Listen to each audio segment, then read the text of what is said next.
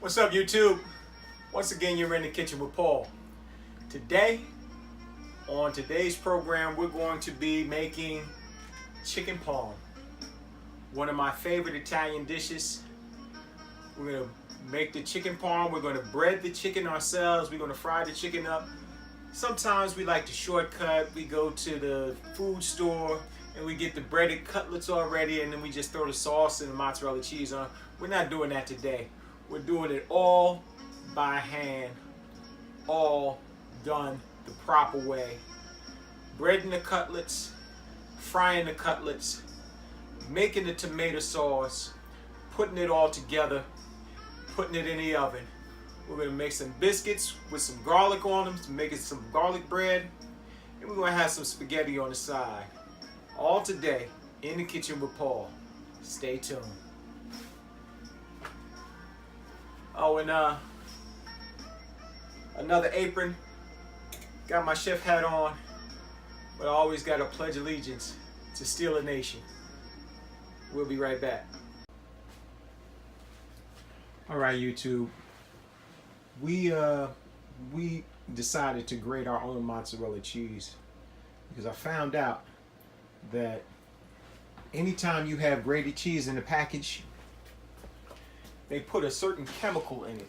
I haven't found it on Google yet, what the name of the chemical is, but they put a certain chemical inside of it in order to make sure that the cheese does not stick together. And why would I want to have anything in my cheese other than cheese? So I found this little gadget here. And mozzarella cheese is kind of soft. So what you need to do is you need to put it in the freezer for a couple of minutes in order for it to get a little bit harder, so it's easier to grate. Okay, so what I'm doing with the chicken is I have a pack of chicken breasts and I've cleaned them. Okay, we're taking the fat off of them. You've washed them up. But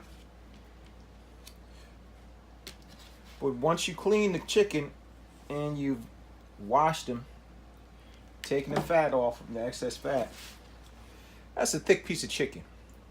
So what we're doing to make these into cutlets is we're cutting them in half. And be careful.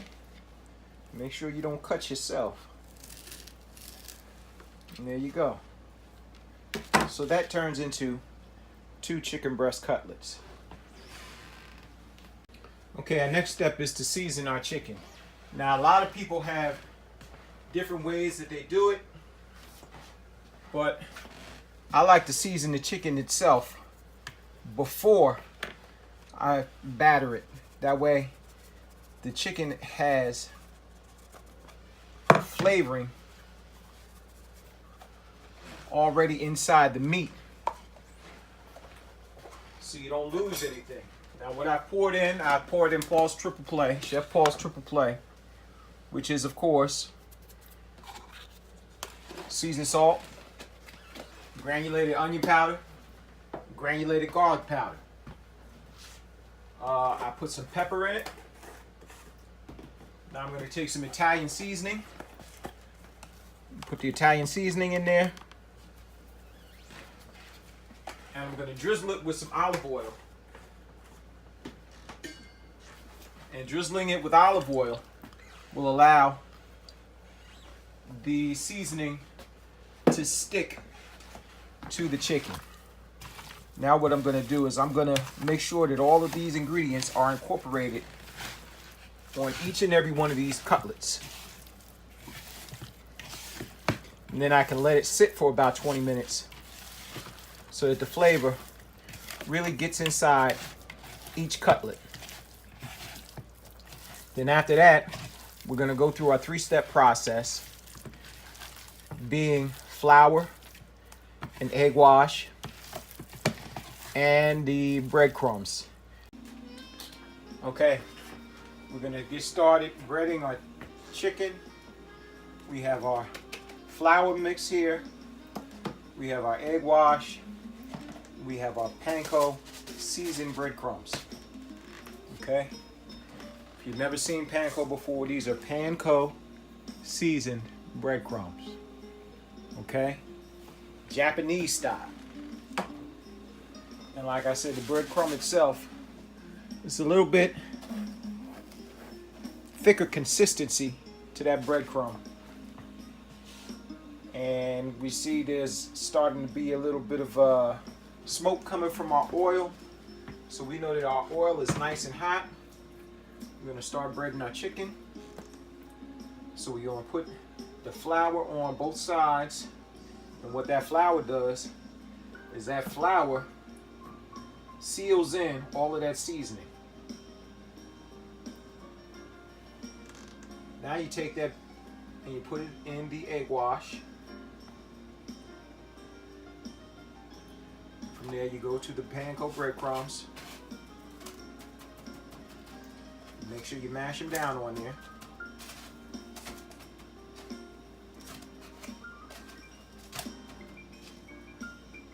And from there it goes into the pan. Next one.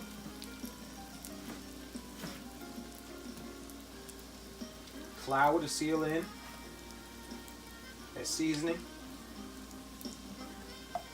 Drop it in the egg wash.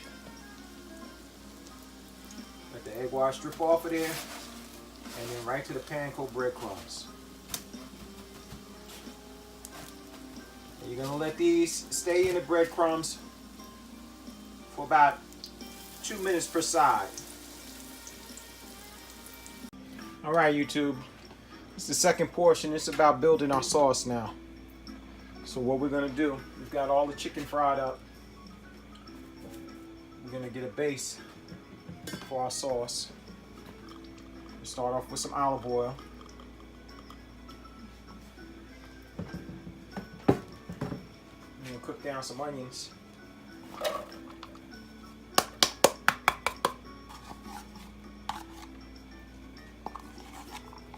And once we cook down the onions, we're going to add in our mushrooms. And then we're going to add in some garlic. So the onions are starting to sweat down now. Add a little fresh cracked pepper.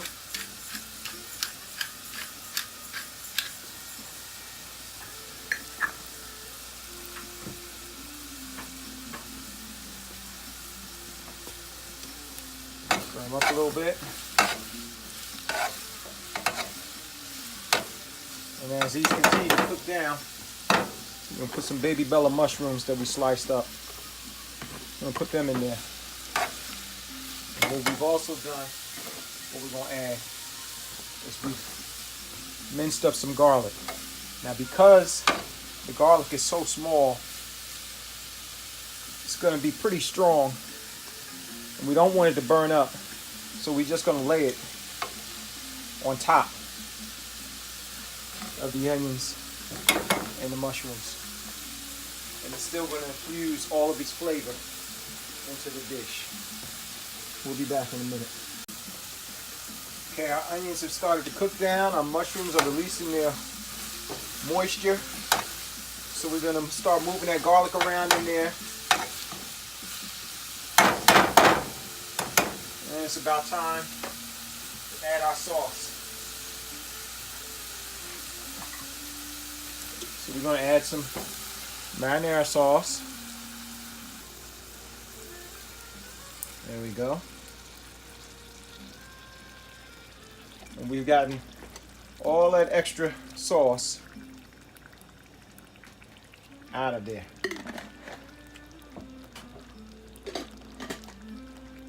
Now tomatoes are acidic. So because they're acidic, what we want to do is we want to balance that. So as we start to stir this up, we want to balance the acid in the tomatoes with what? With some sugar. So we put a little bit of sugar in there. That'll offset the balance of the tomato sauce. And once this starts to boil or starts to bubble, it'll be ready for us to put on our chicken cutlets. Okay, YouTube, our sauce had begun to bubble. I allowed it to go down to a simmer. I turned the fire down to a simmer and allowed it to cook for another 10 minutes. Now what I've done is I've taken my breaded cutlets and put them inside of the pan. And what we're going to do right now is we are going to put the sauce over the top of the cutlets. So we pour the sauce over the cutlets.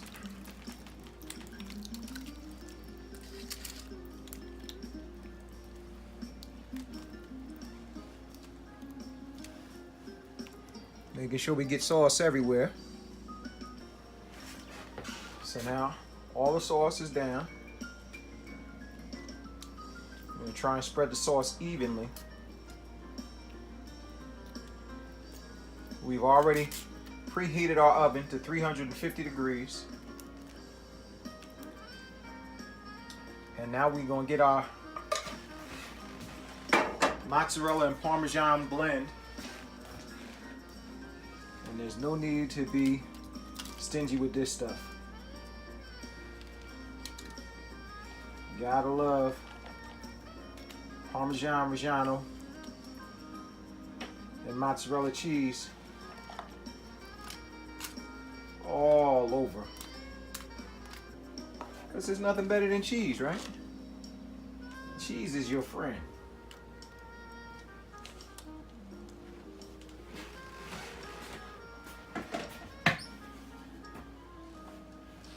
Finish it off. I'm going to take some parsley flakes just for some coloring and sprinkle that over the top just to make it look good.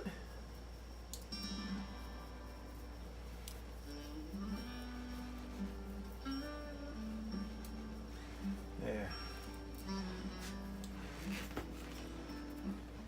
Just keep an eye on it. After about 20 minutes, you start keeping an eye on it. You don't want the cheese to get too brown, but you want the cheese to brown a little bit on the top. That's that. Isn't that beautiful? Let's turn that around the other way. There we go. There we go. It's almost football season, baby. We'll be back. All right, YouTube. Our chicken cutlets have been in the oven for about 40 minutes. This is what we're working with. Wow! Oh boy, that looks good. We got some biscuits also working. What we did was we just had some biscuits. We made some, we melted some butter. We brushed the butter on the top of them. We sprinkled some garlic powder on it. And that's a cheap way to make some garlic bread.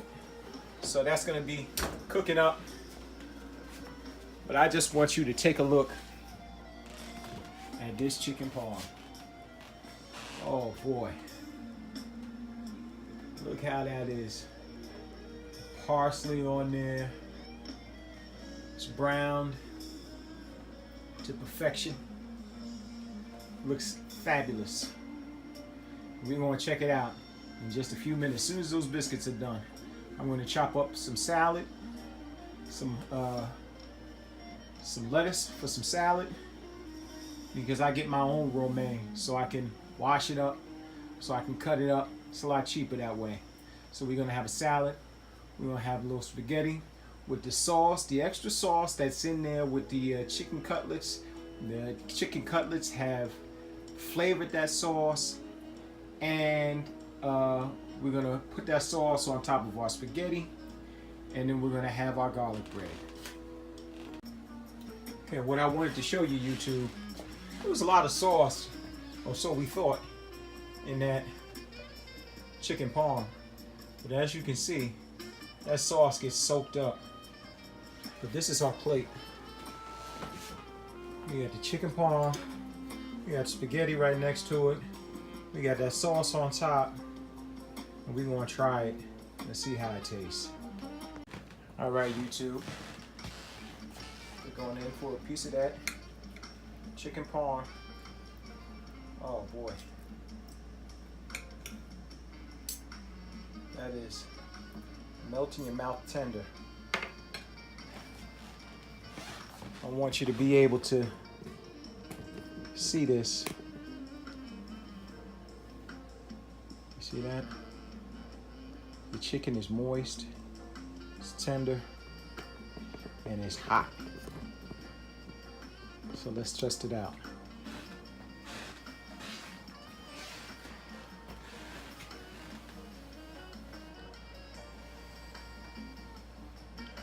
I don't want to burn my mouth.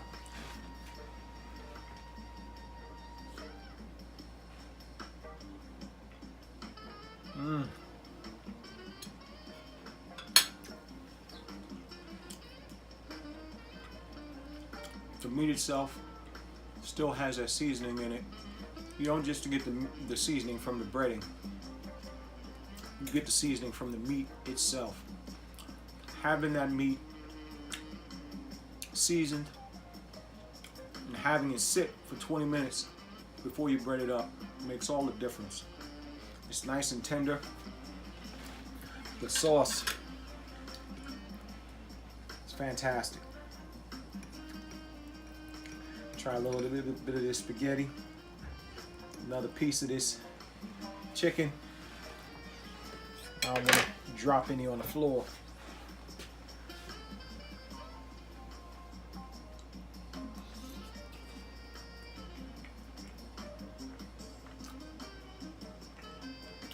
Sauce is great. That just right there is fire. Jump on these biscuits. They're not done yet, but we all know how to make biscuits. Listen, if you like this meal, if you like this chicken parm, you like this spaghetti, give me a thumbs up. Place a comment on my page. How do you make your chicken parm? Do you like it really saucy like that? Or do you just like a little bit of sauce on top of your chicken parm? It's totally up to you. But I want to know how you like your chicken parm. Place it in the comments. Don't forget to subscribe. And oh, now that I said subscribe, I want to thank you, YouTube subscribers. We have finally reached a milestone. We went over 50 subscribers this week. We're at 51. I applaud you. I thank you from the bottom of my heart. I really appreciate you guys that are following me, you guys that are watching my videos, and hopefully you're picking up some tips, and hopefully I can share something that you didn't know. But also, I just want to say thank you from the bottom of my heart. 50 subscribers, we on our way. Next stop 100, next stop 1,000, then 10,000, and hey, why not get 100,000, right? You've been in the kitchen with Paul. And I just want to say, first and foremost, always keep God in your life. Keep Him first in your life, as a matter of fact. If you didn't hear me, I'm going to say it one more time. Keep God first in your life. Always love your family, and of course, love yourself. You've been in the kitchen with Paul. Me, I'm Paul. Peace, y'all.